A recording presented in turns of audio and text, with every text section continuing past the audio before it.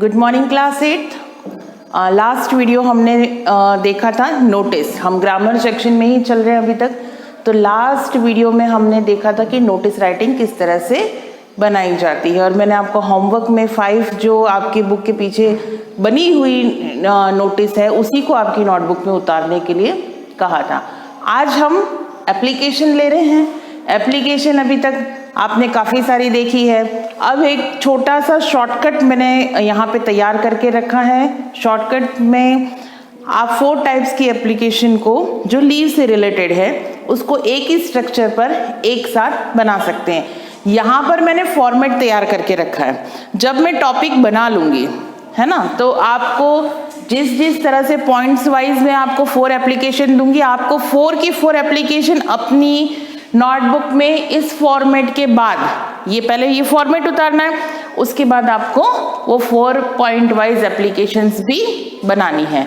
ठीक है, अब पहले हम देख लेते हैं कि एप्लीकेशन आप अक्सर लिखते हैं जब आप खुद भी लीव पर होते हैं, तो क्लास टीचर को या किसी भी चीज़ को अपनी बात प्रिंसिपल तक पहुंचाने के लिए, तो अपने आप को कुछ भी जो भी आपकी कंप्लेंट्स हैं, जो भी आपकी डिमांड्स हैं, उनको एप्लीकेशन के थ्रू हम अपने से आगे वालों तक पहुंचाते हैं।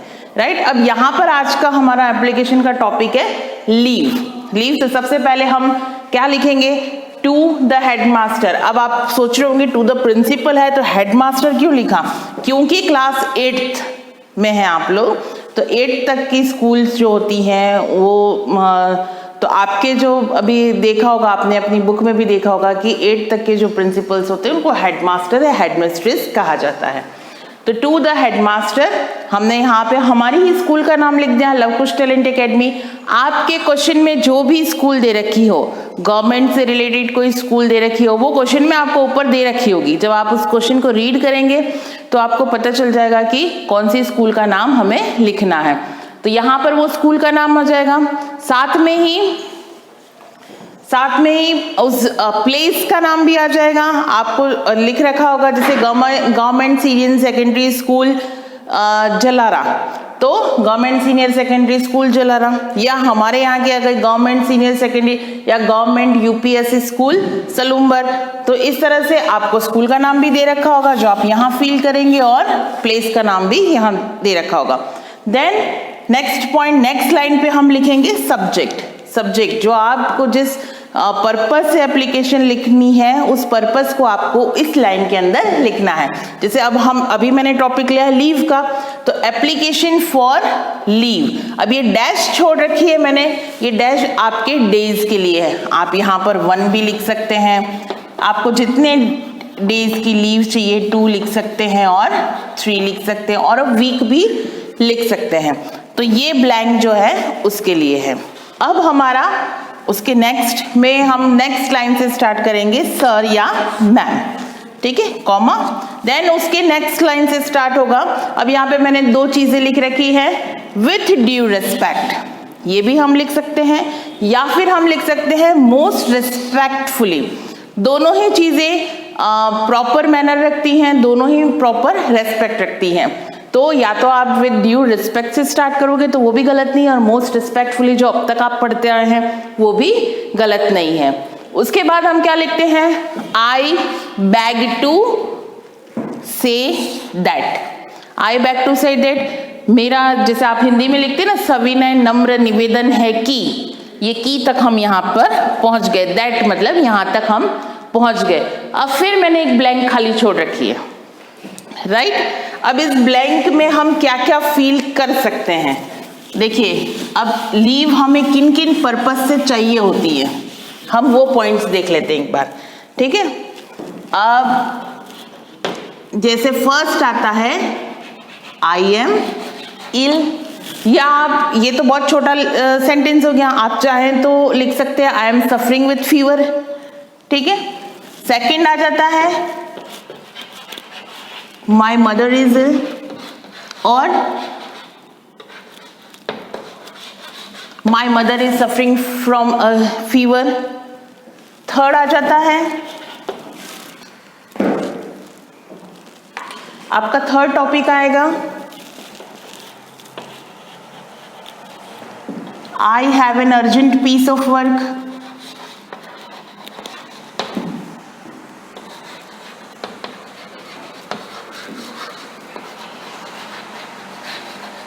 I have an urgent piece of work. Fourth आएगा I have to attend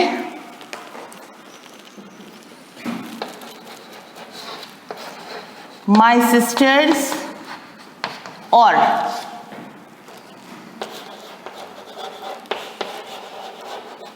brother's marriage. ठीक है, ये 4 पॉइंट हो गए. I am ill, I am suffering from fever, दोनों लिख सकते हो. My mother is ill, my mother is suffering from fever.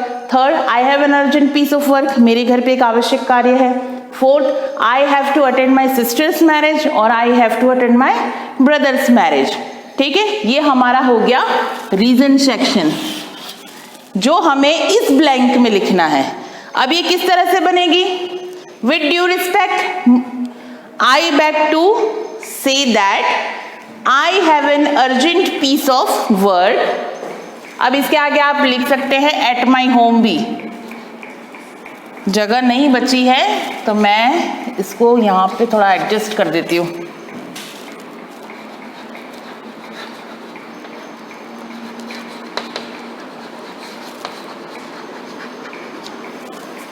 Clear?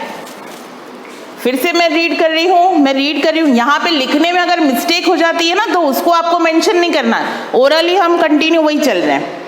With due respect, I beg to say that I have an urgent piece of work at my home, so I can not come to school. Right, next आ जाता है इसी के साथ हम लेते हैं. With due respect, I beg to say that I am ill, I am suffering from fever, so that I can not come to school. Third आ जाता है my mother is suffering from fever या my mother is ill, so I can not come to school. Next आ जाता है with due respect, I beg to say that I have to attend my sisters और brothers marriage, so I can not come to school. अब ये आपके 4 applications proper यहाँ पर बन चुकी है इस फॉर्मेट पे. यहाँ तक आपने लिख लिया, so that I can not come to school. फिर इसकी नेक्स्ट लाइन से हम क्या लिखते हैं? इसकी नेक्स्ट लाइन से हम लिखेंगे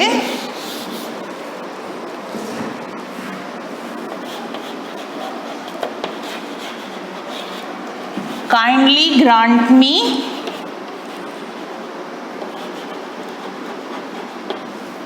लीव फॉर, जो भी आपकी नीड्स हैं जो आपने यहाँ पर ब्लैंक में भरा है, चाहे वो 2 हो, 1 हो, वीक हो, जो भी हो. Kindly grant me leave for dash days. Right, next नीचे आ जाएगा यहाँ पर योर ओबीडियंटली,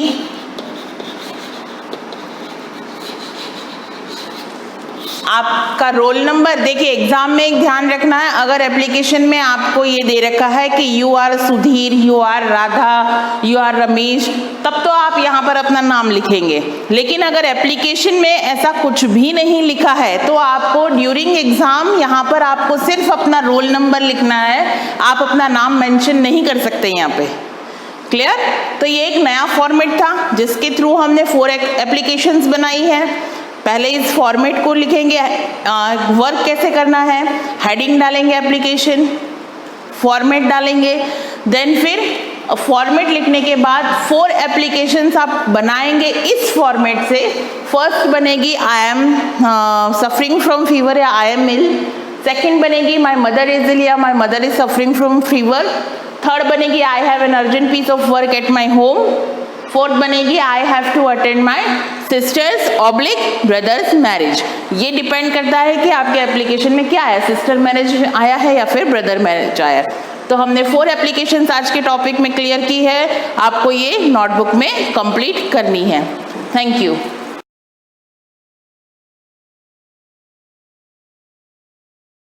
विद्यार्थियों, हम पिछले अध्याय में क्लास 8, 9, 10 तीनों कॉमन वीडियो बना रहे थे व्याकरण संबंधित, जिसमें कक्षा 8 से 8वीं, 9वीं और 10वीं तीनों के लिए और आगे की कक्षाओं में भी विभिन्न प्रकार की प्रतियोगी परीक्षाओं में भी जो हमारे व्याकरण का जो भी सिलेबस आता है वो सब पूरा संपूर्ण सिलेबस हमारे 8 to 12 तक में माने आगे भी क्लासों में काम आएगा। लेकिन फिलहाल कक्षा 8, 9 और 10 तीनों कक्षाओं के लिए व्याकरण के लिए टॉपिक है, जिसमें पिछली कक्षा में हमने पार्ट 1 बनाया था, जिसमें क्रिया की परिभाषा, क्रिया क्या है, क्रिया के कितने भेद हैं, उसके बारे में हमने चर्चा की थी, जिसमें कर्म के आधार पर क्रिया के भेद बताए थे, सकर्मक, अकर्मक, उनकी परिभाषा क्या होता है पूरा समझा दिया था।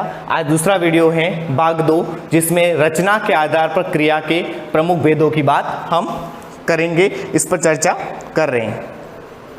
तो देखें कि क्रिया में पार्ट 2 है, रचना के आधार पर क्रिया के प्रमुख भेदों की बात करें तो हम रचना के आधार पर मूल क्रिया, यौगिक क्रिया, संयुक्त क्रिया, प्रेरणार्थक क्रिया, पूर्वकालिक क्रिया और नामधातु क्रिया, कुल 6 प्रकार की क्रियाओं को हमने यहाँ बताया। और भी आती है नामधातु के बाद ही बहुत सी क्रियाएं, 1-2 और हैं, लेकिन अपने सिलेबस के अकॉर्डिंग देखा जाए 8, 9, 10 तक की, तो इनमें मुख्यतः 6 क्रियाएं हैं जिनके बारे में आज हम चर्चा करेंगे रचना के आधार पर। तो रचना के आधार पर पहली क्रिया है जिसे मूल क्रिया कहते हैं। तो मूल क्रिया किसे कहते हैं? जिस क्रिया के साथ कोई प्रत्यय, उपसर्ग आदि प्रयुक्त नहीं होती, अर्थात वह क्रिया जिसमें उपसर्ग और प्रत्ययों का प्रयोग नहीं किया जाता, अर्थात मूल क्रिया होती है। जैसे संस्कृत में धातु कहते हैं, जैसे चल धातु, पट धातु, पट धातु, इस प्रकार जो भी हैं, तो यहाँ पर चल, खा, पी ये मूल धातु है, इनमें किसी प्रकार के प्रत्यय का प्रयोग नहीं किया गया है। जैसे राधा हमारे कर्ता है और चल, चल मूल धातु है, राधा चल, मोहन सेब खा, मोहन करता है, सेब कर्म है और खा हमारी क्रिया है। इसके साथ अगर हम क्रिया के साथ प्रत्यय और उपसर्ग, मूल क्रिया के साथ प्रत्यय और उपसर्ग जोड़ देते हैं तो वह क्रिया यौगिक क्रिया का रूप बदल जाएगी। तो मूल क्रिया में क्या होगा? मूल क्रिया वह क्रिया होगी जिसमें उपसर्ग और प्रत्ययों का प्रयोग नहीं होगा। नेक्स्ट चलते हैं यौगिक क्रिया। यौगिक क्रिया उसे कहते हैं जिस क्रिया के साथ कोई प्रत्यय, उपसर्ग आदि जुड़ जाता है। तो क्रिया में उपसर्ग और प्रत्यय से रहित होगी तो कौन सी? मूल क्रिया में जाएगी, और उपसर्ग और प्रत्यय सहित होगी तो यौगिक क्रिया बन जाएगी। जैसे चलता, खाता, पीता, यहाँ हमने देखा था कि चल, चल के साथ ता प्रत्यय लगा, चलता। खा क्रिया है जिसके साथ मूल क्रिया के साथ ता प्रत्यय लगाया तो खाता, और पीना के साथ ना भी लगा सकते हैं, ता भी लगाया, पीता या पीना। जैसे मोहन हल चलाता है, मोहन करता है, हल कर्म है, चलाता क्रिया है। जैसे हम एग्जामिनर प्रश्न वैसे पूछता है, आप कंफ्यूजन ना हो, क्योंकि देखना है हमें कि क्रिया किस आधार पर प्रश्न पूछा गया है। प्रश्न अगर कर्म के आधार पर पूछा गया है तो हमें यहाँ पर सकर्मक क्रिया बतानी है। मोहन हल चलाता है, क्या चलाता है? सकर्मक क्रिया, हल चलाता है। लेकिन अगर हमें क्रिया में ऑप्शंस दिया हो या यौगिक क्रिया, मूल क्रिया, संयुक्त क्रिया या रचना के आधार पर क्रिया के बारे में पूछ लिया जाए तो हमें यही बताना है कि यौगिक क्रिया होगी, क्योंकि मोहन हल चलाता है, यहाँ चल धातु के साथ या मूल क्रिया के साथ ता हमारा प्रत्यय लगा है, राधा दूध पीती है। इस प्रकार पीना जो पी क्रिया है इसके साथ ती शब्द या ता शब्द ना प्रत्यय लगता है तो वहां पर यौगिक क्रिया होगी। ठीक है, नेक्स्ट आगे है संयुक्त क्रिया। संयुक्त क्रिया में क्या होता है कि एक क्रिया तो होगी ही होगी, लेकिन एक क्रिया के साथ एक से अधिक, अर्थात 2 क्रिया भी हो सकती है, 2 से अधिक क्रिया भी हो सकते हैं। जब या 2 से अधिक भिन्न अर्थ रखने वाली क्रियाओं का मेल हो तो उसे संयुक्त क्रिया कहते हैं। तो संयुक्त क्रिया में 2 या 2 से अधिक क्रिया होगी, जिसमें एक तो मुख्य क्रिया होगी और उसकी एक सहायक क्रिया होगी और दोनों का संयोग होगा। अगर दोनों का संयोग नहीं होगा तो वह संयुक्त क्रिया नहीं होगी, एक क्रिया होगी। तो या तो एक कर्मक क्रिया, सकर्मक में हमने माना एक कर्मक, द्विकर्मक 2 कर्म हो कर्म के आधार पर, और संयुक्त क्रिया वहां होगी जहां, क्योंकि पहले वाले वाक्य में हमने देखा यौगिक क्रिया में मोहन हल चलाता है या चलाता, एक ही क्रिया है चलाना, लेकिन यहाँ संयुक्त क्रिया में अपन देखते हैं तो अतिथि आने पर स्वागत करो। अब अतिथि आने पर, आना क्रिया है हमारी, मूल क्रिया है, क्योंकि अतिथि आए इसके बाद ही स्वागत होगा। ऐसा नहीं है कि अतिथि आने से पहले हम स्वागत कर ले, क्योंकि आना क्रिया मूल है, तो यहाँ मुख्य क्रिया आने और सहायक क्रिया क्या होगी, स्वागत करना। तो इसी प्रकार नेक्स्ट आगे बात करें तो प्रेरणार्थक क्रिया, जब कर्ता स्वयं किसी कार्य को न करती, कर्ता जब स्वयं कोई कार्य नहीं करता और किसी अन्य से काम करवाता है, जब कर्ता खुद नहीं करके किसी अन्य से कार्य करवाएं तो वहां पर प्रेरणार्थक क्रिया या तो उसको प्रेरित करता है या उसको करवाने की प्रेरणा देता है, उसे प्रेरणार्थक क्रिया कहते हैं। जैसे सरपंच ने गांव में तालाब बनवाया, यहां हम बात करें सरपंच ने तालाब बनवाया, ऐसा नहीं है। सरपंच ने तालाब बनवाया, सरपंच ने गांव में तालाब बनवाया, इसका अर्थ यह है कि सरपंच ने तालाब नहीं बनाया। मूल बात ये सोचें कि सरपंच ने तालाब नहीं बनाया है, तालाब बनवाया है। बनाया किसने, मजदूरों ने बनाया है, तो सरपंच ने गांव में तालाब बनवाया। जब यहाँ पर कर्ता स्वयं कार्य, कर्ता कौन है, सरपंच, सरपंच ने स्वयं कार्य नहीं किया, किया किसने है, गांव के लोगों ने, मजदूरों ने काम किया, इसलिए गांव में तालाब बनवाने का काम मजदूरों ने किया। लेकिन प्रेरणा किसकी थी, काम किसने करवाया, सरपंच ने।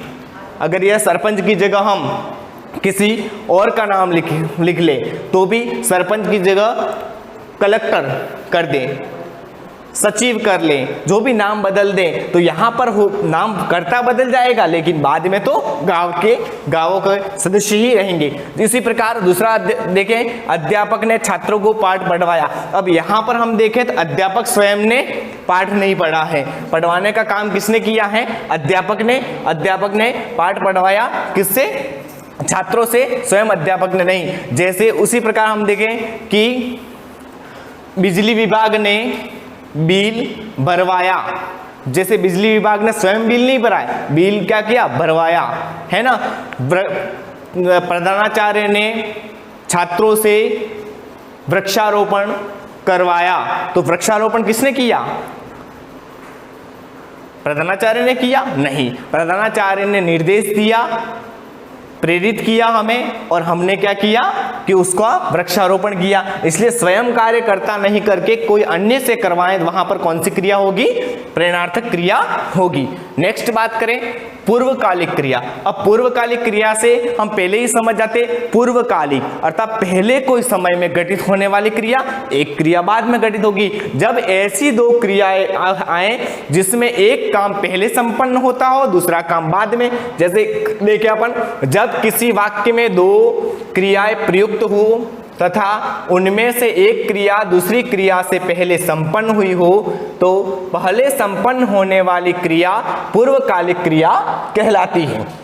तो देखें, अब पूर्वकालिक क्रिया में और भी सरलता समझना हो, उसकी पहचान करनी हो, तो हमें क्या करना है कि मूल धातु में, जो हम देखते हैं संस्कृत में मूल धातु है, तो मूल धातु में कर लगाने से सामान्य क्रिया को पूर्वकालिक क्रिया का रूप दिया जा सकता है। जैसे यहाँ मूल क्रिया बालक, पढ़कर सो गया, यहाँ बालक है, कर्ता पढ़ मूल धातु है, उसके साथ कर लगा, पढ़कर सो गया, बलवीर खेलकर पढ़ने बैठेगा, मोहन खाकर खेलने गया। इस प्रकार के जो है पूर्वकालिक क्रिया बनती है। उन दोनों क्रियाओं के मध्य मुख्य क्रिया जो पहले वाली क्रिया होगी, जिसमें कर लगेगा और बाद में दूसरा कार्य होगा, दूसरा काम होगा। नाम धातु क्रिया, संज्ञा सर्वनाम विशेषण शब्द जब धातु की तरह प्रयुक्त होते हैं, यहाँ पर संज्ञा सर्वनाम विशेषण शब्द होते हैं, ले वो किस रूप में, धातु के रूप में। वे अपने आप में कोई क्रिया नहीं होते हैं, मूल रूप में क्रिया नहीं होती है, क्रिया से भिन्न शब्दों में प्रत्यय लगाकर बनाए जाते हैं। इनको अलग नाम देना था कृदंत, है ना,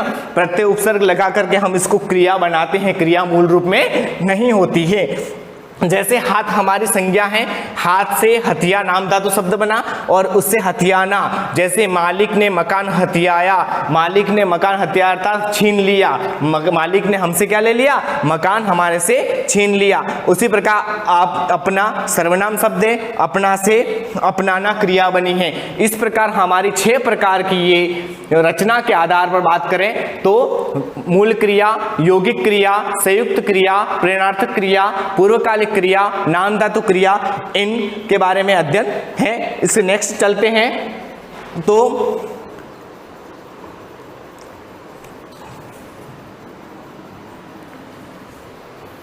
आगे बात करें काल के आधार पर क्रिया के भेद। काल के आधार पर क्रिया के भेद अपन मुख्यतः 3 प्रकार के हैं। हम जानते हैं भूतकालिक क्रिया, वर्तमानकालिक क्रिया और भविष्यकालिक क्रिया।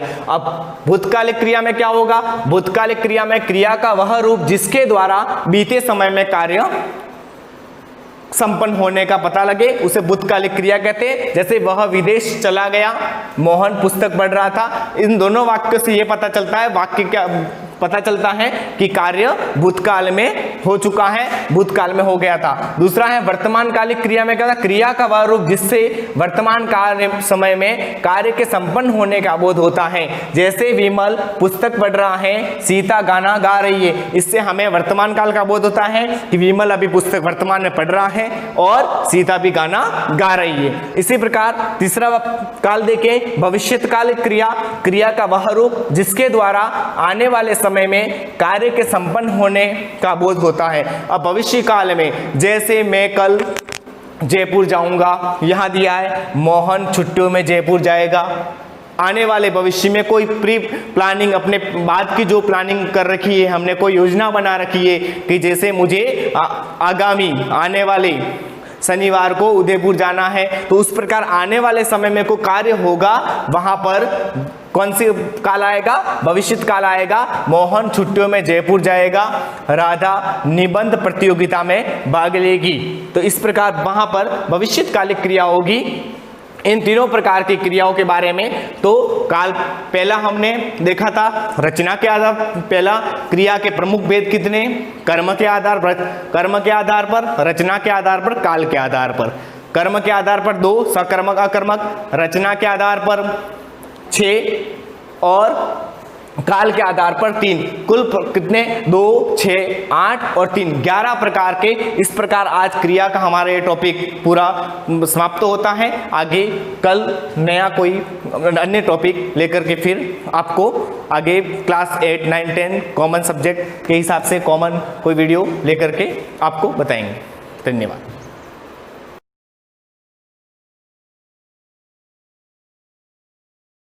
Hello student, good morning. Previous class में मैंने आपको 6.1 और 6.2 दोनों मैंने आपको करवाई थी। अब आपके 6.3 स्टार्ट करते हैं आज हम। फर्स्ट क्वेश्चन देखना, what could be possible ones digit of the square root of the each of the following number. 6.1 और 6.2 में तो स्क्वायर के बारे में था, ठीक है। अब उसमें 6.3 में आपके रूट, मतलब रूट कैसे फाइंड करते हैं। रूट के भी मैंने आपको 3 मेथड बताए थे, तो उसमें भी पर्टिकुलर सबके क्वेश्चन है कि आपको इस मेथड से ही करना है, तो आपको सब फॉलो करना है। तो फर्स्ट क्वेश्चन आपके देखना, what could be the possible ones digit of the square root of each of the following number. इसमें आपको ये बताना है, जैसे ये नंबर दे रखा है, जैसे 9801 ये नंबर दे रखा है। अब इसमें इसकी जो वंस डिजिट है, इसकी जो वंस डिजिट मीन्स लास्ट की जो यूनिट डिजिट है 1, देखना फर्स्ट क्वेश्चन है उसका ए 9801। अब वंस डिजिट के, अब इसके लास्ट में जो दे रखा है आपके 1 दे रखा है, यहाँ पर 1 डिजिट है। अब इसके लास्ट में ऐसे कौन से स्क्वायर रूट होंगे 1 डिजिट के, जिसके यूनिट डिजिट में 1 आता हो? कौन कौन से हो सकते हैं ऐसे, जिसके यूनिट डिजिट में ऐसे कौन से स्क्वायर रूट है जिसके स्क्वायर के यूनिट डिजिट में 1 आता हो? तो आपको ओनली 1 डिजिट के ही बताने, यू भी नहीं 2 डिजिट के बताने, आपको 1 डिजिट के बताने। तो एक क्या ले सकते हैं हम, we taking 1, we taking square root 1 digit. 1 digit के स्क्वायर रूट कौन कौन से हो सकते हैं?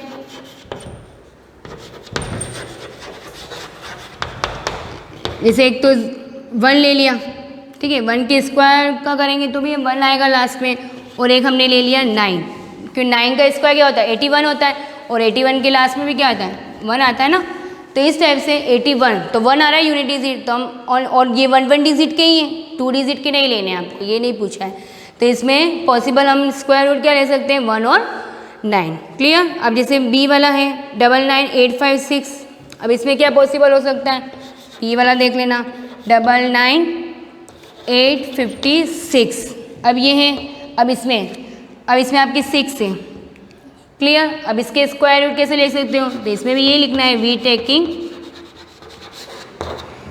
टेकिंग स्क्वायर रूट, वही 1 डिजिट के ही लेने हैं आपको, ठीक है। अब इसमें देखना लास्ट में 6 आया, तो ऐसा कौन सा हो सकता है नंबर, एक तो हो सकता है आपके 4, ठीक है, कि 4 का 16 और 16 में लास्ट में 6 आ रहा है, और एक होता है 6 का क्या होता है 36 और उसके लास्ट में आ रहा है 6, ठीक है। आपको 1 डिजिट के स्क्वायर रूट बताना है यहाँ पर, ऐसे तो डबल डिजिट में भी आते हैं लास्ट में 6, पर आपको 1 डिजिट के रूट ही बताना है इसमें, क्लियर। अब क्वेश्चन नंबर आपके सेकंड है, without doing any calculation find the number which are the surely not perfect square. अब इसमें ये बताना है कि विदाउट कैलकुलेशन करके, मतलब आपको कुछ भी कैलकुलेशन नहीं करनी हो, ये डायरेक्ट बताना है कि which of the perfect square, मतलब इसमें कौन कौन से परफेक्ट स्क्वायर नहीं है, नोट दे रखा है, क्लियर, सॉरी नोट है, तो यहाँ पर आपको नॉट परफेक्ट स्क्वायर बताने हैं। तो 153, अगर आपको 30 तक भी लर्न है तो इसमें इसके अंडर ही आ रहे हैं, ये देख लेना। 153 इज़ नॉट परफेक्ट स्क्वायर, तो यहाँ पर नो लिखना है आपको। 257 नो, 408 ऑल्सो नो, और 441 ये यस है, ये तो परफेक्ट स्क्वायर है ना, 21 का परफेक्ट स्क्वायर है, ठीक है, ये 441। तो इस टाइप से इसमें नोट बताने थे, तो आपको फर्स्ट, सेकंड और थर्ड ये तीनों नॉट परफेक्ट स्क्वायर, क्लियर। अब आपके थर्ड क्वेश्चन देखना, find the square root of the 100 and 169 by the method of the repeated subtraction. अब इसमें आपको रिपीटेड सब्ट्रैक्शन मेथड यूज़ करना है, उससे आपको क्या फाइंड करना है, रूट ऑफ 100 और 169। मैं आपको 100 का फाइंड करवा दूँ, आप 169 का ट्राई करना है, क्लियर, यस। तो कैट इसमें मेनली क्या होती है, क्या यूज़ करते हैं हम, क्या सब्ट्रैक्ट करते हैं, बताया था मैंने आपको ओड नंबर, कि हम odd number step by step subtract करेंगे और लास्ट में जब तक 0 नहीं आ जाता तब तक हम उसको यूज़ करते रहेंगे। और 1 बाय 1 ओड नंबर यूज़ करने मीन्स आपको एक भी ओड नंबर नहीं करना है, यस। लुक एट 100 रूट करना है, तो रूट का साइन मैंने यूज़ कर दिया है। अब यहाँ पर देखना क्वेश्चन नंबर थर्ड ए, आपको 160, इसमें 2 दे रखे हैं, 169 आप ट्राई करना, ठीक है। इसमें फर्स्ट इंपॉर्टेंट प्रोसेस कि ये स्टेप ही, जितनी स्टेप होगी ना वो उसका रूट हो जाएगा, बताया था मैंने आपको, तो आपको स्टेप भी 1 बाय 1 लिखते रहना है। यस, सबसे फर्स्ट 100 माइनस 1, ठीक है, 1 हमारे स्टार्टिंग ऑड नंबर, तो यहाँ पर हो जाएगा 99, क्लियर। सेकंड 99 आया, 99 सेकंड ऑड नंबर हो गया हमारे 3, तो यहाँ पर ये हो जाएगा 96, 3 ऑड नंबर कर दिया। अब थर्ड आपके नंबर हो जाएगा 96 में से कितना कितना माइनस करेंगे, 5, नेक्स्ट ओड नंबर, तो ये हो जाएगा आपके 91। नेक्स्ट नंबर है आपके 91 माइनस 7, 91 माइनस 7, तो ये हो जाएगा आपके 84। 11 में 7 माइनस किया, 4 और 8, ठीक है। अब 5, नेक्स्ट नंबर क्या हो जाएगा, 84 माइनस, ये हो जाएगा आपके 7, 8, 9, 7 के बाद 8 लेना नहीं आपको, डायरेक्ट 9 ओड नंबर यूज़ करना, और एक भी मिसिंग नहीं करना है इसमें, ये भी ध्यान रखना। तो ये हो जाएगा आपके नोट 73, क्लियर, 73 हो गया। अब 6 नंबर, 6 प्रोसेस भी आपको लिखनी है कंटिन्यू, 73 माइनस 11, ठीक है, तो ये हो जाएगा आपके 2 और ये 62, क्लियर। नेक्स्ट आपकी प्रोसेस हो जाएगी 9 के बाद 11 लिया, अब नेक्स्ट प्रोसेस आपके हो जाएगी 62 माइनस 30, कितनी हो जाएगी, 62 माइनस 13, और ये हो जाएगा 12 में से 3 माइनस करेंगे तो 9, और ये हो जाएगा 5, क्लियर। 5 में से 1 माइनस करेंगे 4। नेक्स्ट आप देखना 49 माइनस, ये हो जाएगा आपके नेक्स्ट नंबर 15, कितने हो जाएंगे 15, हाँ एक बार करके देखना बाद में देख। 49 माइनस नंबर मिसिंग मत करना, 11, 13, क्लियर। उसके बाद हो जाएंगे आपके 13 माइनस करने थे, तो 49 माइनस 15 करना है अब यहाँ पर। 49 माइनस 15, तो ये हो जाएगा 9 में से 5 गया 4, और 4 में से 34 और नेक्स्ट नंबर है आपके 34 माइनस ये हो जाएगा आपके, अब नेक्स्ट नंबर आपके 17, तो ये हो जाएगा आपके 17। देखना यहाँ पर कुछ मिस्टेक हुई है, अगेन देख लेना, सॉरी। सबसे फर्स्ट 100 माइनस 1 किया हमने 99, क्लियर। 99 माइनस 3 ये हो गया 96। उसके बाद हमने किया 96 माइनस 5 91, क्लियर। उसके बाद 91 माइनस 7 किया तो यहाँ पर हो गए 84 हो गए, ठीक है। उसके बाद हमने यहाँ पर किया 84 माइनस 9 किया तो यहाँ पर एक सेकेंड, यहाँ पर मिस्टेक हो गई है।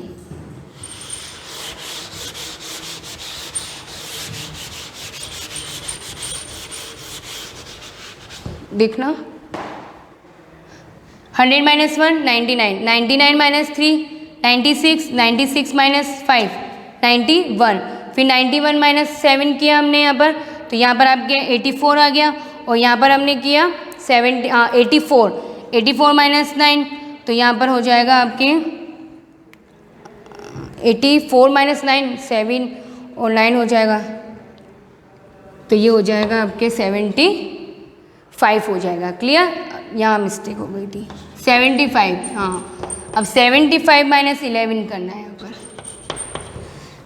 9 के बाद आपको क्या करना है 75 माइनस 11 और ये हो जाएगा 64। नेक्स्ट 64 माइनस 13, 64 माइनस 13 करेंगे यहाँ पर तो ये हो जाएगा 151 हो जाएंगे। नेक्स्ट स्टेप है आपके 51 माइनस 13 के बाद क्या हो जाएगा ओड नंबर 15 और ये हो जाएंगे 6 और 36, क्लियर। 9 स्टेप 36 माइनस 17 और ये हो जाएंगे आपके 19, 16 से 60 में 7 और लास्ट स्टेप है आपके 19 माइनस 19 और ये हो जाएगा 0। अब यहाँ पर देखना, यहाँ माइनस, इसलिए माइनस आपको ध्यान से करना है, ठीक है। तो 90 माइनस 9 0, आगे लास्ट में 0। तो इस टाइप से आपको, अब जैसे कितनी स्टेप हो गई 1 2 3 4 5 6 7 8 9 10, तो इसका मीन्स 100 का रूट क्या हो गया 10, ठीक है।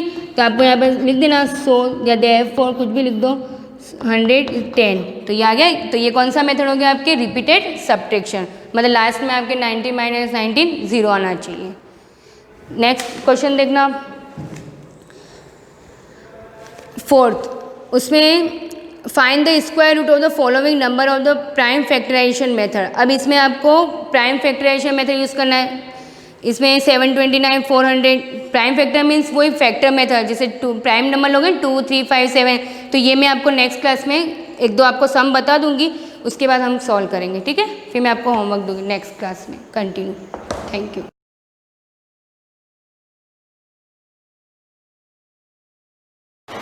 गुड मॉर्निंग स्टूडेंट्स, लेसन 1 पढ़े थे the constitution of India.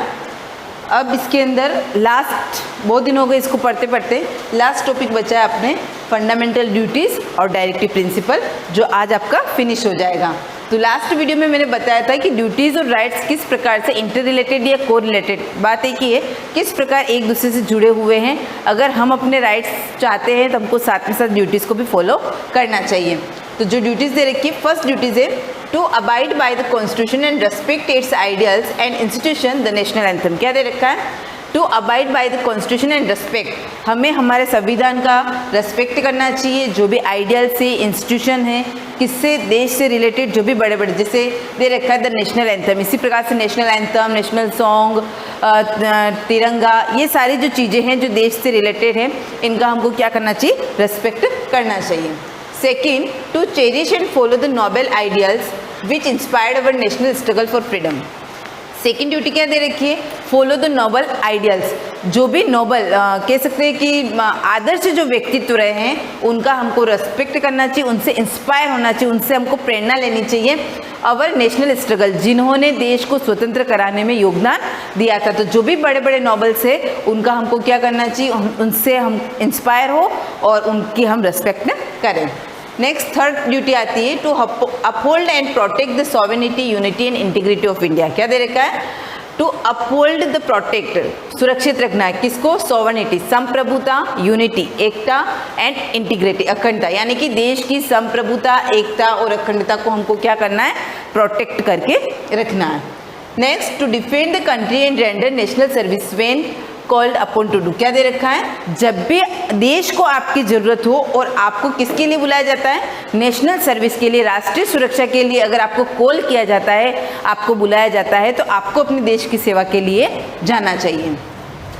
To promote harmony, सामंजस्य स्थापित करना चाहिए, सामंजस्य को बढ़ावा देना चाहिए। Next to value and preserve the rich heritage of our composites culture. क्या दे रखा है? Preserve the rich heritage. Rich का मतलब हेरिटेज का मतलब ऐसी पुरानी चीज़ें हमारी, कह सकते हैं कि प्राचीन धरोहर, सिंपल सा वर्ड ले सकते हैं हम, प्राचीन धरोहर, उसकी हमें क्या करना चाहिए? उनको हमको सुरक्षित रखना चाहिए। अब प्राचीन धरोहर के अंदर या हेरिटेज के अंदर क्या आएंगे? हमारे जितने भी पुराने दुर्ग बने हुए हैं, किले बने हुए हैं, वो किसके अंदर आएंगे? हेरिटेज। अभी अभी हमारी गवर्नमेंट ने राजस्थान के 7 अजूबे डिक्लेयर किए थे, जिसमें चित्तौड़ का किला, जैसलमेर का, जयपुर का आमेर किला, कुंभलगढ़ का किला, आप अभी 3 या 4 दिन पहले ही आया था। तो ऐसी जो रिच हेरिटेज के अंदर आता है, और हेरिटेज क्या होता है? ऐसी चीज़ें जिनको बने हुए 50 साल हो गए हों, उसको हम किस श्रेणी में ले लेते हैं? हेरिटेज। और उनकी रक्षा करना, उनको प्रिजर्व करना, ताकि हमारे आने वाले फ्यूचर भी उस चीज़ को देख सके, समझ सके, तो उनको हमको क्या करना चाहिए? प्रिजर्व करना चाहिए। और जो हमारा कल्चर है, जो हमारी संस्कृति है, उसको भी क्या करना चाहिए? हमको आगे बढ़ाना चाहिए। Next to protect and improve the natural environment. क्या दे रखा है? प्रोटेक्ट, वही हो गया सुरक्षित करना है, इम्प्रूव मतलब आगे बढ़ाना करना, द नेचुरल एनवायरनमेंट सबसे ज़्यादा इंपॉर्टेंट है। अगर हम हमारी प्रकृति को ही सुरक्षित नहीं रखेंगे, हमारी ड्यूटी बनती, किसी एक पर्टिकुलर पर्सन की ड्यूटी नहीं बनती कि वो अपनी प्रकृति को सेव करे या पेड़ पौधों को नहीं काटे, ये हमारी भी ड्यूटी बनती है कि हम किसी प्रकार की गंदगी नहीं करें, पेड़ पौधों को नहीं काटे, कम से कम अपनी लाइफ में एक पौधा तो अपन लगाएं ही लगाएं। तो ये भी काम हमको, ये भी किस में आता है? हमारी ड्यूटी के अंदर आता है। To develop scientific temper, humanism and spirit of inquiry and reform. क्या देखा है? Scientific temper. साइंटिफिक टेम्पर का मतलब होता है वैज्ञानिक दृष्टिकोण, यानी कि ऐसे नहीं है कि हम जो जिन अंधविश्वासों में पहले रहते आ रहे हैं उसी में रहे, तो हम लोगों को क्या करना है? डेवलप, विकसित करना है लोगों में वैज्ञानिक दृष्टिकोण, मानवतावाद और इंक्वायरी एंड रिफॉर्म। उनमें क्या क्या हम सुधार कर सकते हैं जो पुरानी रूढ़ियाँ और चल रही है, तो ये भी हमारी ड्यूटी बनती है।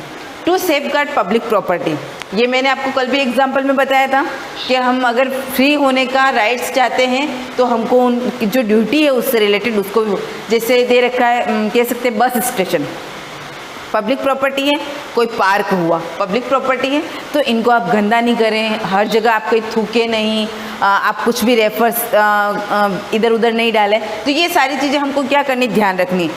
बस में भी बैठ रहे हैं तो ऐसे नहीं कि आप गवर्नमेंट बस में बैठे तो उसकी सीट को फाड़ते हैं, करते हैं, तो ये काम अपने को नहीं करने चाहिए, उसको क्या करना चाहिए? सेव करना चाहिए। लास्ट दे रखा है to strive towards excellence in all spheres of individual and collective activity. क्या दे रखा है? सभी क्षेत्र में सभी को व्यक्तिगत रूप से और सामुदायिक रूप से आगे बढ़ाने के लिए प्रोत्साहित करना चाहिए कि किसी भी प्रकार की गतिविधि हो लेकिन देश के लिए अच्छी हो। तो ये सारी ड्यूटीज़ दे रखी है 10, और ये लास्ट ईयर से बहुत छोटी दे रखी है, आप लोगों को जल्दी लर्न हो जाएगी। तो मैंने कहा था लास्ट वीडियो में आपको नोट्स बनाने हैं, जो राइट्स दे रखे हैं उनके नोट्स बनाओगे, उसके बाद आपको 10 ड्यूटीज़ पूरी की पूरी लिखनी है। 11 ड्यूटीज़ आप लास्ट ईयर की बुक से कॉपी कर लेना, और नहीं होता आप नेट पे सर्च कर लेना। वैसे इजीली अगर आपको लिखना चाहे तो आप लिख देना 6 to 14 ईयर्स के जो भी चिल्ड्रन हैं उनको शिक्षा प्राप्त करने की जो एजुकेशनल ड्यूटी कर सकते हो उसको। अब लास्ट इसमें टॉपिक बचता है अपने डायरेक्टिव प्रिंसिपल। अब राइट्स अपने लिए हो गए, ड्यूटीज़ अपने लिए हो गए, अब देश के लिए क्या, स्टेट की क्या पॉलिसी है। अब मैंने आप लोगों को बताया था कॉन्स्टिट्यूशन बन गया है, कॉन्स्टिट्यूशन में जो कानून बनाते हैं वो किस बेस पर बनाते हैं, तो उसका बेस क्या होता है, डायरेक्टिव प्रिंसिपल, हिंदी में मीनिंग लिख देना नीति निर्देशक तत्व। इसका मीन्स ये होगा, हमारी गवर्नमेंट कोई भी कानून बनाती है तो कॉन्स्टिट्यूशन के अंदर डायरेक्टिव प्रिंसिपल दे रखे, उनको ध्यान में रखकर स्टेट के लिए पॉलिसी बनाई जाती है कि उसमें क्या क्या गाइडलाइंस दे रखी है, उसको फॉलो करके हमारे स्टेट गवर्नमेंट को क्या करना पड़ता है, कानून बनाना पड़ता है। देखो क्या दे रखा है, these are certain guidelines laid down in the Indian constitution which give the government a road map to work and added to the spirit of this principle. दे रखा है रोड मैप टू वर्क, क्या दे रखा है, एक कह सकते हैं गाइडलाइन दे रखी है, एक आपको बता रखा है, शो कर रखा है, एक वे दे रखा है, तरीका दे रखा है कि किस प्रकार से हमारी गवर्नमेंट को डायरेक्टिव प्रिंसिपल्स को ध्यान में रख के कानून बनाना है। Is the constitution aim to achieve the ideals of a democratic welfare state? क्या दे रखा है, Is the constitution aim to achieve the ideals of democratic welfare state? welfare का मतलब क्या होता है, न्याय करना। तो डायरेक्टिव प्रिंसिपल के अंदर आपको वो सिद्धांत यहाँ पर दे नहीं रखे हैं, वरना उसमें ऐसी बातें लिखी हुई है जिसके अंदर लोगों की भलाई से रिलेटेड कानून दे रखे हैं कि हम कोई भी कानून बनाते हैं उसमें कोई भी पर्टिकुलर एक पार्ट कह सकते हैं देश का या पर्टिकुलर कोई कास्ट हो, क्रीड हो, वो वायलेटेड नहीं होना चाहिए, सभी की भलाई के लिए काम होना चाहिए। This principle are accepted to be kept in mind by the government. अब क्या दे रखा है, गवर्नमेंट ये जो प्रिंसिपल्स दे रखे हैं, ये जो सिद्धांत दे रखा है, कोई भी कानून बनाता है तो उनको माइंड में रखकर बनाते हैं। Article 38 of the nation Indian constitution state that, यहाँ से अंडरलाइन करना किस आर्टिकल में दे रखा है, article 38 of the Indian constitution state that the state shall strive to promote the welfare of the people. क्या लिख रखा है कि राज्य जो भी कोई कानून बनाएगा वह लोगों की भलाई के लिए बनाएगा, वेलफेयर ऑफ द पीपल, लोगों की भलाई के लिए बनाएगा।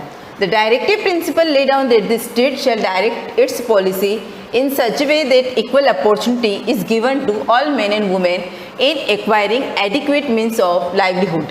क्या दे रखा है, state shall direct its policy in such a way that equal opportunity, base क्या है, इक्वल अपॉर्चुनिटी यानी कि समान अवसर दिए जाएंगे, किसको, is given to all men and women, सभी महिला और पुरुष को। ये बात अपने बार बार आ चुकी है इस लेसन में कि हमारे राष्ट्र की सबसे अच्छी बात यह है कि किसी भी बेस पर कोई भी डिस्क्रिमिनेशन नहीं किया जाता है। तो यहाँ पर भी हमारी स्टेट जो पॉलिसी बनाएगी सभी लोगों के समान अवसर को ध्यान में रखते हुए, महिला और पुरुष में किसी भी प्रकार का भेदभाव नहीं करते हुए ऐसे सिस्टम बनाएगी जिसमें लाइवलीहुड, जीवन, लोगों का जीवन जो आसान हो सके।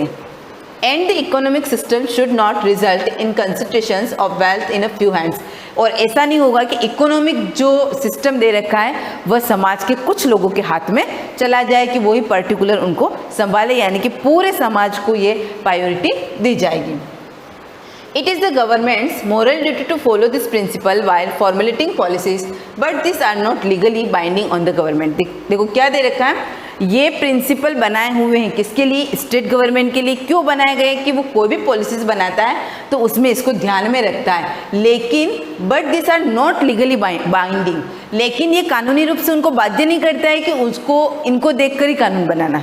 वो अपने माइंड में रखते हैं कि हाँ इसमें जो पॉलिसीज दे रखी है उसको ध्यान में रखकर हम कानून बनाए जिसमें पूरे समाज का भला हो, लेकिन उसको लीगल रूप से बाइंडिंग बाध्यता नहीं दे रखी, गवर्नमेंट को ऐसे ही कानून बनाना है, वो चेंज भी कर सकते हैं। यहाँ पर अपना कॉन्स्टिट्यूशन का जो लेसन है वो क्या हो जाता है, पूरा फिनिश हो जाता है।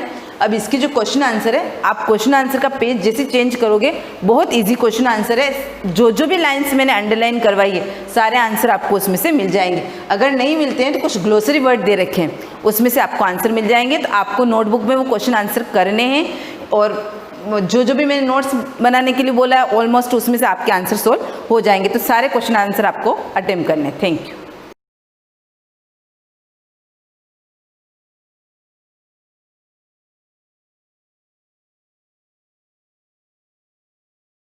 Good morning students, part 7 continue करेंगे। लेसन 2 चल रहा है हमारा, माइक्रो ऑर्गेनिज्म के बारे में पढ़ रहे थे कि ये किस तरह से बेनिफिट है, किस तरह से हार्मफुल है, ये टॉपिक आज क्लियर करेंगे। लास्ट क्लास में मैंने एक एक्टिविटी पे आपको छोड़ा था, एक्टिविटी पढ़ाई थी ये वाली कि अपने माउथ में बैक्टीरियाज होते हैं, बताया था तो माउथ में बैक्टीरियाज होते हैं, उन चीज़ को आप कैसे स्टडी करोगे, तो उसके लिए हमने एक एक्टिविटी की थी कि एक टूथपिक से स्क्रैप करो, मटेरियल लो, उसको स्टैंड करो, माइक्रोस्कोप में देखो, आपको रॉड शेप के, स्पेरिकल शेप के, अलग अलग साइज़ की कुछ चीज़ें दिखेगी और वो चीज़ें नहीं होगी, वो क्या होगी, बैक्टीरिया, जिससे कंक्लूजन निकलता है कि हमारे माउथ में भी क्या ग्रो करते हैं, बैक्टीरियाज ग्रो करते हैं। उसी तरह से अब आगे लेते हैं माइक्रो ऑर्गेनिज्म एंड अस, हमारे साथ इनका क्या इंटर रिलेशन है या क्या कह सकते हैं हम। Micro organism play an important role in our lives as well as in the environment. Some of them are beneficial in many ways whereas some others are harmful and cause disease. Let's study about them in detail. मतलब ये कि कुछ होते हैं जो हमारे लिए फ़ायदेमंद होते हैं, कुछ होते हैं जो हमारे लिए हार्मफुल होते हैं क्योंकि वो हमें डिजीज़ क्रिएट करते हैं हमारी बॉडी में। ठीक है, अब एग्जाम्पल लेती हूँ मैं। हमारे माउथ में भी जो बैक्टीरिया होते हैं वो सारे खराब नहीं होते। हाँ, ये है कि हमें अपने माउथ को रोज़ क्लीन करना चाहिए, रोज़ पेस्ट करना चाहिए, ब्रशिंग करनी चाहिए अपने टीथ को, ताकि हमारे टीथ में रॉटन ना हो, सड़न ना लगे, कैविटी ना हो। हमारे टीथ को प्रिवेंट करने के लिए हमें ज़रूर जो भी है ब्रश क्लीनिंग करनी चाहिए हमारे माउथ को। लेकिन उसके साथ साथ ये भी है कि हमारे माउथ में जितने बैक्टीरियाज या जर्म्स रात में ग्रो करते हैं वो सारे बॉडी के लिए नुकसानदायक नहीं होती है। स्टमक के लिए और स्टमक के गैस्ट्रिक प्रॉब्लम के लिए वो चीज़ अच्छे होते हैं। तो हर चीज़ अच्छी बुरी नहीं होती और अच्छी भी नहीं होती। ठीक है, तो ये क्लियर करेंगे कि माइक्रो ऑर्गेनिज्म का हमारे साथ क्या रिलेशन है। तो अच्छा भी है और फ़ायदेमंद भी है और नुकसानदायक भी है। देखो यहाँ देखते हैं, यूज़फुल माइक्रो ऑर्गेनिज्म। यूज़फुल यानी हमारे लिए अच्छे कहाँ पर है, तो preparation of curd, bread, cake, idli, dosa और चीज़, इन सब चीज़ों को बनाने में कहीं ना कहीं बैक्टीरियाज या माइक्रो ऑर्गेनिज्म हमारा साथ देते हैं या उनकी हेल्प से ही हम ये चीज़ कर पाते हैं। In medicines to produce antibiotics and vaccine. Medicine के एरिया में ये हमारे लिए एंटीबायोटिक और वैक्सीन बना देते हैं। फूड, हमारे लिए फूड में भी काम आते हैं, जैसे कर्ड, दही बनता है तो उसमें भी, पनीर में भी, चीज़ में भी, हर चीज़ में ये माइक्रो ऑर्गेनिज्म होते हैं। क्लीनिंग द एनवायरनमेंट, हमारे एनवायरनमेंट को क्लीन करने में भी माइक्रो ऑर्गेनिज्म बेनिफिशियल होते हैं, हेल्पफुल होते हैं। In industry to produce alcohol, wine and vinegar, acetic acid, ये चीज़ें बनाने के लिए हम किसका यूज़ करते हैं, माइक्रो ऑर्गेनिज्म का। To produce alcohol, wine and vinegar, ये चीज़ बनाने में किसका यूज़ किया जाता है, माइक्रो ऑर्गेनिज्म का। In agriculture to increase soil fertility, soil fertility यानी हमारे सॉइल को उपजाऊ बनाने के लिए उसमें माइक्रो ऑर्गेनिज्म को डाला जाता है। मतलब जिसमें हम यूज़ करते हैं क्रॉप प्रोडक्शन और एग्रीकल्चर, हमने फर्स्ट लेसन में रीड किया था, उसमें बताया था कि मैन्योर यूज़ करते हैं। मैन्योर यूज़ क्यों करते हैं, क्योंकि उसमें बहुत छोटे छोटे माइक्रो ऑर्गेनिज्म होते हैं। सबसे पहले अर्थवॉर्म, वो हमारे लिए क्या है, अच्छा है, लेकिन यहाँ माइक्रो ऑर्गेनिज्म की बात हो रही है तो माइक्रो ऑर्गेनिज्म में अर्थवॉर्म नहीं आता, बट छोटे छोटे स्मॉल बैक्टीरियाज, फंजाई, बहुत सारी एल्गी ऐसी होती है, नॉस्टॉक, एनाबिना, ये एल्गी वहाँ पर प्रेजेंट रहकर प्लांट को नाइट्रोजन प्रोवाइड करवाती है और अदर न्यूट्रिएंट्स और बहुत सारे मिनरल्स वो माइक्रो ऑर्गेनिज्म हमारे प्लांट को प्रोवाइड करते हैं। इसलिए हम एज अ सॉइल फर्टिलिटी भी माइक्रो ऑर्गेनिज्म का यूज़ कर सकते हैं। नेक्स्ट है फॉर्मेशन ऑफ कर्ड और दही। दही जो हमारे घर में बनता है उसमें लॉट्स ऑफ बैक्टीरिया होते हैं।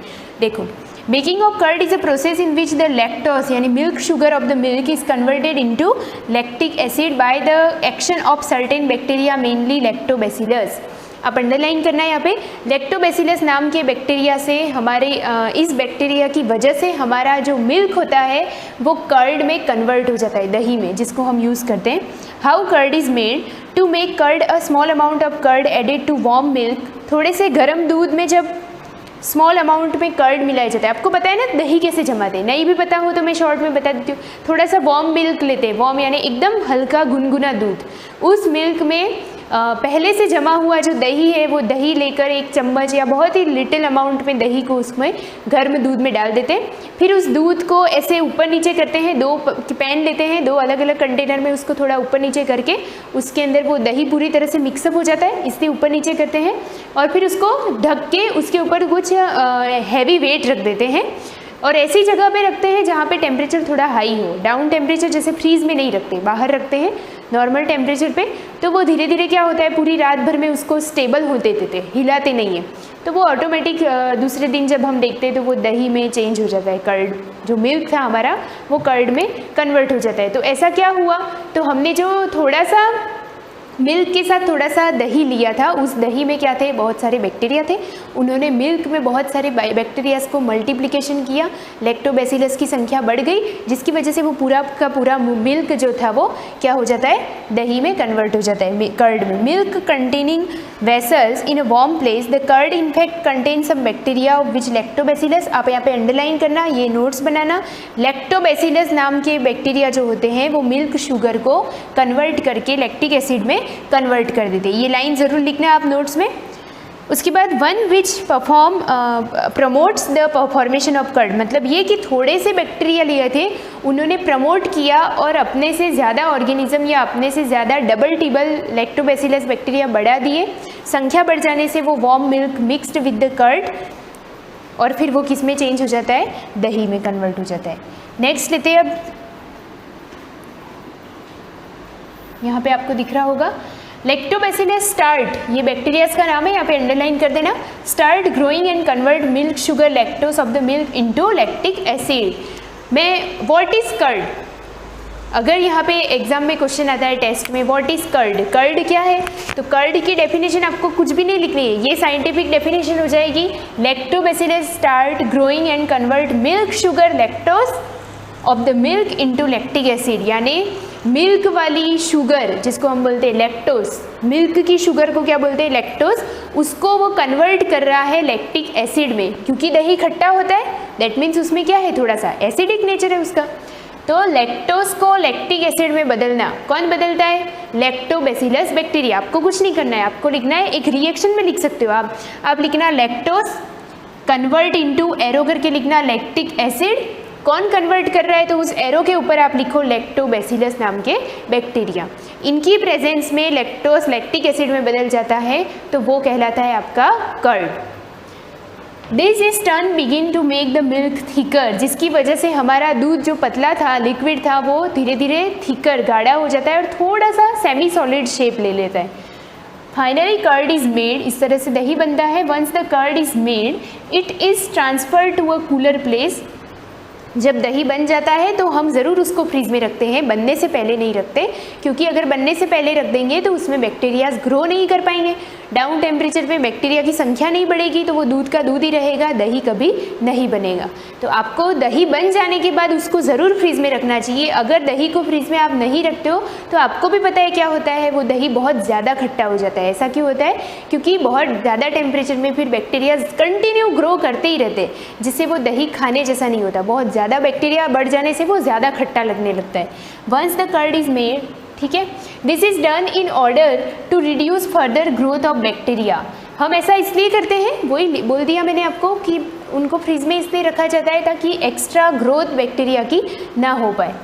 Otherwise the bacteria would make it sour by excessive production of lactic acid. नहीं तो क्या होगा, बहुत सारे बैक्टीरिया बढ़ जाएंगे तो वो बहुत सारा लैक्टिक एसिड निकाल देंगे, तो वो दही बहुत ज़्यादा खट्टा हो जाएगा, जिसको हम नहीं खा पाएंगे। एक्टिविटी 6 लेते हैं, यहाँ पे क्या बोल रहा है ये, take some curd divided into 3 part. दही का सैंपल लिया, 3 पार्ट में डिवाइड किया, mix 1 part thoroughly to each of the following. Cold milk, अभी क्या बोल रहा है, 1 पार्ट उसका किसके साथ मिक्स करो, वार्म मिल्क। दही के सैंपल को फर्स्ट में वार्म मिल्क के साथ मिक्स करो, सेकेंड में हॉट मिल्क, पहले कोल्ड मिल्क। पहले क्या किया, उसको दही के 3 सैंपल दिए, मतलब दही का 1 सैंपल दिया, उसके फर्स्ट सैंपल को ठंडे दूध के साथ मिलाया, सेकेंड सैंपल को, दही के सेकेंड सैंपल को वार्म मिल्क में मिक्स किया, और थर्ड सैंपल को हमने हॉट मिल्क में।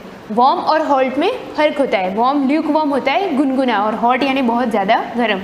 Observe what happens in each case after 4 to 6 hours. 4 से 6 घंटे के बाद ऑब्जर्व करो क्या फ़र्क होगा इन समर्स, है ना, समर डेज में यानी हाई टेम्परेचर पे, और 12 आवर्स इन विंटर। यहाँ पे ये सब कंडीशंस दे रखी है कि फर्स्ट वाले के लिए 4 to 6 आवर, सेकेंड वाले के लिए 12 आवर्स विंटर में। Explain the differences if any between the 3। Can you also explain as to why the time required for making curd is longer in winter. आपको पता चल जाएगा कि ठंड है तो दही धीरे जमेगा, समर होगा तो दही जल्दी जमेगा, क्योंकि ज़्यादा टेम्परेचर होगा तो बैक्टीरिया बहुत ज़्यादा ग्रो करेंगे, बहुत ज़्यादा मल्टीप्लिकेशन होगा। In bread making, yeast is added to the uncooked dough to make the rice. Yeast reproduces rapidly and produces carbon dioxide during respiration। ये चीज़ है कि यहाँ पर क्या होता है कि यीस्ट जो होता है ब्रेड मेकिंग में क्या होता है, यीस्ट जो होते हैं वो बेनिफिट होते हैं, सबसे ज़्यादा ब्रेड बनाने में यीस्ट का यूज़ किया जाता है। तो यीस्ट कंटिन्यू रिप्रोड्यूस होकर बहुत ज़्यादा रैपिडली तेज़ी से बढ़ते हैं और CO2 गैस निकालते हैं during respiration. Yeast respiration process के थ्रू CO2 गैस निकालते हैं। Bubbles of the gas fill the dough and increase its volume. This is the basis of use of yeast in making industry for making bread, cake etcetera. तो ये हमारे लिए चीज़ पढ़ने की है, आपको इसके नोट्स नहीं बनाने, समझना है कि हमारा जो यीस्ट है तो हम उसका यूज़ कहाँ कहाँ कर रहे हैं। तो आप लिख देना baking industry for making bread और केक, वहाँ बनाने में इसका यूज़ किया जाता है। अब एक एक्टिविटी और दे रखी है, take about 500 gram of atta और maida and some sugar in bowl. ये दोनों चीज़ें ले ली। Mix the two with some warm water, then add 1 gram of yeast powder and knead the mixture or to make the dough. Leave it for 2-3 hours। इतने घंटे लिए उसको छोड़ देते हैं। What do you observe? You will find the rises, ऊपर उठने लगता है वो। In day-to-day household food items like idli and dosa too, yeast find its use for making idli and dosa. The mixture of ground rice and dal is first allowed to stand for a few hours। पता है हमको इडली डोसा जब भी बनाते हैं चावल का दाल का तो उसके मिक्सचर को हम भिगो के रहने देते हैं, उसमें अलग सी स्मेल आती है, वो स्मेल ही बैक्टीरियाज की होती है। This mixture rises and becomes sour. वो मिक्सचर जो होता है वो थोड़ा सा ऊपर उठने लगता है। हमको पता है ना किसी चीज़ में इनो भी डालते हो या किसी चीज़ को डालते हो तो वो फूलने लगता है, तो वो जो फूलने लगता है उसको बोलते हैं राइज। वो जो राइज होता है और साथ में खट्टा स्वाद में टेस्ट में सॉर हो जाता है, तो वो किसकी वजह से होता है, यीस्ट की संख्या बढ़ जाने से, यीस्ट की वजह से वो फूलने लगता है। सम फंजाई यहाँ पे नोट कर देना last time, Aspergillus and Penicillium are added to the cheese to give a special flavour. उस खाने की चीज़ में फ्लेवर देने के लिए इन चीज़ों को एस्परजिलस और पेनिसिलियम नाम की फंजाई को ऐड किया जाता है। नेक्स्ट क्लास में मैं सॉइल फर्टिलिटी को पढ़ाऊँगी, आप थोड़ा सा पढ़ के आना, नोट्स बनाना, यही आपका होमवर्क है। Thank you.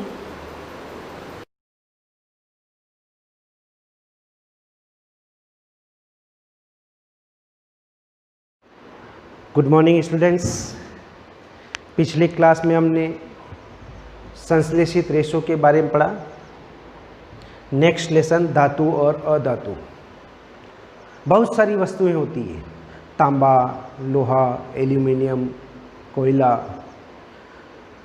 इनमें से कौन सी धातु है और कौन सी अधातु है? धातु और अधातु की पहचान हम किस प्रकार करेंगे? इन दोनों में कौन कौन से गुण होते हैं, यानी कि इनकी पहचान हम भौतिक गुण के आधार पर भी कर सकते हैं और रासायनिक गुण के आधार पर भी कर सकते हैं।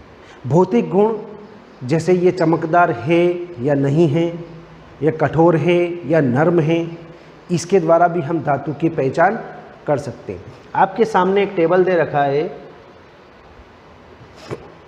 पदार्थों की दिखावट और कठोरता के आधार पर।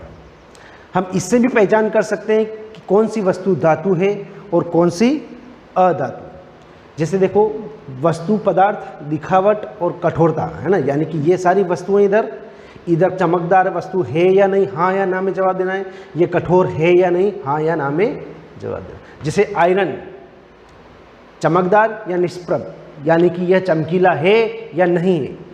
तो आयरन, लोहा चमकदार होता है, हाँ।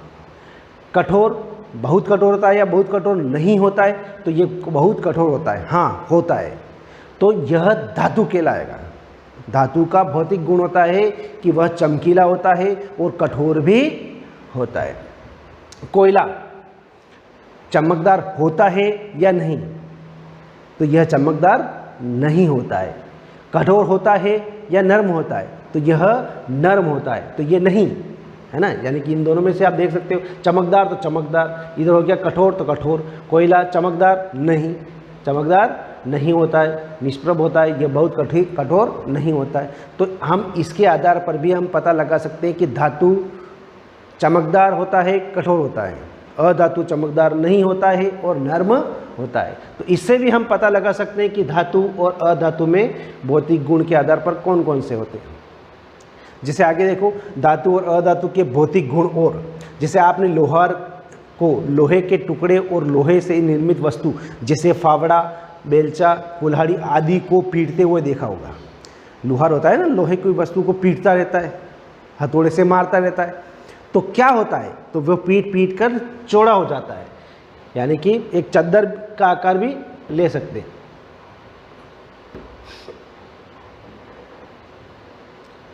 अब यही प्रभाव आप कोयले पर भी करो।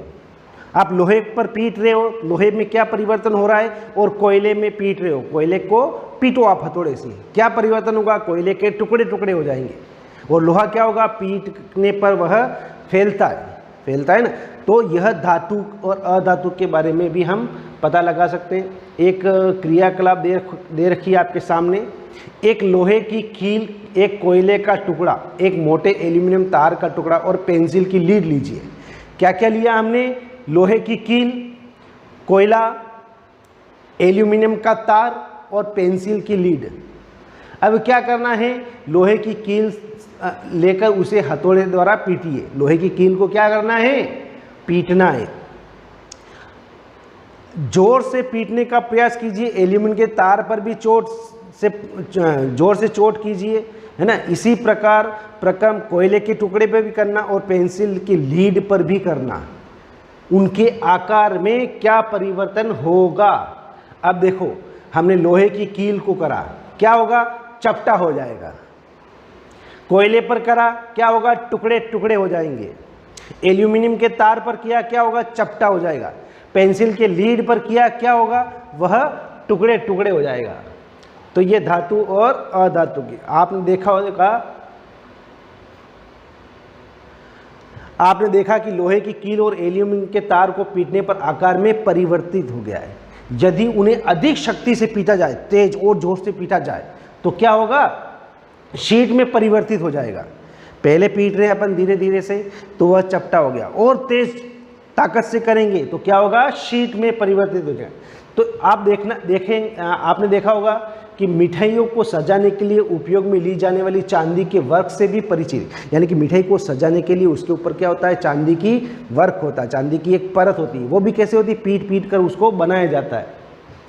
एल्यूमिनियम पन्नी और पन्निका द्वारा खाद्य सामग्री को लपेटने के उपयोग में भी किया जाता है। फॉइल पेपर, जैसे खाना वगैरह अपन पैक करते हैं ना टिफिन में, तो वो फॉइल पेपर भी क्या है, धातु है, जिसको पीट पीट कर उसको पन्नी में परिवर्तित कर गया। धातुओं का गुण जिसके कारण उन्हें पीट कर शीट में परिवर्तित कर गया, तो आघात वर्धनीयता कहलाता है। आघात वर्धनीयता का मतलब होता है पीटने पर फैलना। हमने लोहा, एल्यूमिनियम या चांदी को देखा, हमने पीट पीट कर उसको फैला दिया ना, तो ये पीट कर फैलना क्या कहलाता है, आघात वर्धनीयता, है ना। यानी कि पीट कर शीट में परिवर्तित किया जा सकता है। यह धातु का अभिलाक्षणिक गुण है, जैसा आपने अभी देखा, जैसे हमने कोयले के साथ या पेंसिल के लीड के साथ में भी किया, वह टुकड़े टुकड़े हो गए, और एल्यूमिनियम और लोहे क्या हुआ, पीट कर लंबा हो गया। आज हम इतना ही पढ़ेंगे। हमने एक क्रियाकलाप भी पढ़ा था, और आघात वर्धनीयता की परिभाषा भी आप याद कर लेना। Thank you.